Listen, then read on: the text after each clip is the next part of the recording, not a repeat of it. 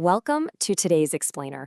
We're going to dive deep into the complete life cycle of your floors, starting with the gross mysteries hiding underneath and finishing up with expert tips on choosing the perfect replacement. You know the feeling, right? The excitement of a home renovation is really building. You grab a corner of the old carpet, give it a yank, and suddenly that excitement comes to a screeching halt when you uncover an absolute nightmare beneath the surface. Well, today we're taking the guesswork out of that entire process. Let's start with a visceral nightmare straight out of Reddit's home improvement communities. Picture this. You enthusiastically pull back a 25-year-old carpet and uncover a chaotic, dark, mysterious stain, which forces you to ask a really unpleasant question. Is that black spot a toxic mold colony, or is it the ghost of a previous owner's pet? Yikes, right?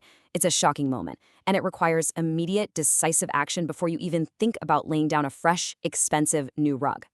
To get your space back to looking beautiful, this explainer is going to follow a clear diagnosis to design arc. We're looking at 1. The mystery floor smell, 2. Investigating mold and moisture, 3. The cat pee conundrum, 4. Choosing your replacement carpet, and finally, 5. Padding and installation priorities. All right, let's jump right into section 1, the mystery floor smell, sniffing out the invisible enemies beneath your feet. Oh man, this post completely nails the danger of going nose blind. When you live with 25-year-old wall-to-wall carpeting, it slowly traps humidity and tiny amounts of moisture from the concrete slab below. Think of that concrete as a giant, slow-moving sponge that's been transferring ground moisture right into the carpet pad for decades. As this homeowner found out, you completely stop noticing the smell. But when a visitor walks in, bam, they are hit with it instantly. So if any of this sounds familiar in your own home, especially if that musty smell suddenly flares up right after a heavy rainstorm or on a super humid day, your old carpet is definitely trapping moisture. A massive red flag here is not having a vapor barrier over the concrete slab, which is basically rolling out the red carpet for water. And let's be blunt, experts across the board agree that musty isn't just a quirky old house smell. It almost always means you've got active mildew or mold. Before we even think about laying down gorgeous new floors, we've got to play detective and figure out exactly where that moisture is coming from. Section 2, investigating mold and moisture, from guessing to metering. Now, you've probably heard pros and DIYers throw around the term relative humidity constantly. Put simply, it's just the percentage of water vapor floating around in your air. And mastering this, it is absolutely your golden rule for keeping mold at bay. Relative humidity is the vital metric that dictates whether your subfloor stays healthy and dry or slowly morphs into a toxic breeding ground for spores. So the magic number here is 50%. Keeping your basement's relative humidity below 50% with a good dehumidifier is literally your first line of defense against subfloor rot. If you ignore this and let that number creep up past 55 or 60%, you're basically ringing the dinner bell for spores to feast on your carpet padding, your drywall, and your wood subfloors. Grab a cheap hygrometer and keep an eye on it. It is super easy and absolutely crucial. Okay, so what if you do find a black spot when you rip up a floor? You have to think like a forensic investigator to ensure a hidden plumbing leak isn't actively destroying your home. Check the wall behind the stain. Was there a kitchen fridge leaking there 5 years ago? Look inside and under nearby bathroom vanities for microscopic drips. Keep an eye out for peeling paint or squishy floorboards. And your absolute best friend here is a moisture meter. Poke the subfloor, and if it reads anything over 16%, stop everything. You've got an active leak that will destroy any new floor you put down. But what if you check all the plumbing, the roofline, the HVAC, and the moisture meter says the wood is completely dry, but that dark stain is still there? That brings us to section 3, the cat pee conundrum, neutralizing the worst smells. Here is the difference. While mold gives off a damp, earthy, basementy smell that requires structural moisture fixes, decades-old cat urine has an unmistakable, eye-watering ammonia punch. Trust me, if a previous feline resident left you a little gift, you won't even need to bend down to smell it. It requires some intense chemical neutralization. And honestly, sometimes you might even have both, a mold colony actually growing from the lingering moisture of a repeated pet accident. So please do not just scrub it with soap and pray. You have to chemically neutralize that pH level. Start with a half vinegar, half water scrub. Dry it thoroughly with towels, and then literally bomb the area with baking soda.